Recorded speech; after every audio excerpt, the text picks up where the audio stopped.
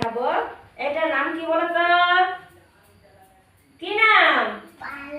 রামধনু। এটার নাম রামধনু। রামধনুতে কয়টি রং আছে? 7টি রং আছে না?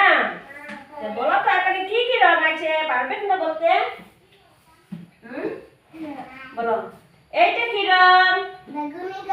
বেগুনি রং।